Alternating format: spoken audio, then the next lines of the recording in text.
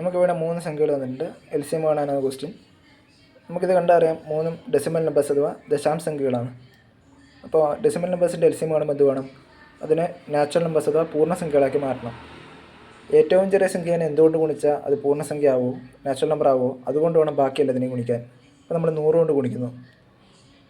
അപ്പോൾ 135, 150, 225 എന്നുള്ള 3 സംഖ്യകൾ നമുക്ക് കിട്ടി. ഇതിൻ്റെ കോമൺ ഫാക്ടറാണ് 5. അപ്പോൾ നമ്മൾ 5 കൊണ്ട് ഫാക്ടറൈസ് ചെയ്തപ്പോൾ 27, 36, 45 എന്നുള്ള 3 സംഖ്യകൾ കിട്ടി. 9 ഇതിൻ്റെ ഒരു ഘടകമാണ്, അതായത് ഫാക്ടർ, അല്ലെങ്കിൽ 9ൻ്റെ മൾട്ടിപ്പിൾസ് ആണ് ഈ 3 നമുക്ക് പറയാം. അപ്പോൾ 9 കൊണ്ട് ഫാക്ടറൈസ് ചെയ്തപ്പോൾ 3, 4, 5 എന്നുള്ള സംഖ്യകൾ കിട്ടി. നമ്മൾ ഇതെല്ലാം കൂടി ഗുണിക്കുന്നു. എൽ സി എം കാണുമ്പോൾ ഇത് 3 കൂടി നമ്മൾ ഗുണിക്കുന്നു. 9 3 27 ഇൻറ്റു 5 ഇൻറ്റു 5 ഇൻറ്റു 4 എത്ര? 5 25 ഇൻറ്റു 4 100. 27 ഇൻറ്റു 100 എത്ര വരിക? 2700 വരും. അപ്പോൾ എൽ സി എം എന്ന് പറയുന്നത് 2700 ഡിവൈഡ് ബൈ 100 എന്ന് വെച്ചാൽ നമ്മളിവിടെ 100 കൊണ്ട് ഗുണിച്ചിട്ടുണ്ട്. അങ്ങനെ ഡെസിമൽ നമ്പേഴ്സ് അല്ലാണ്ടാക്കി വന്നിട്ടത്. അപ്പോൾ 27 എന്ന് കിട്ടും.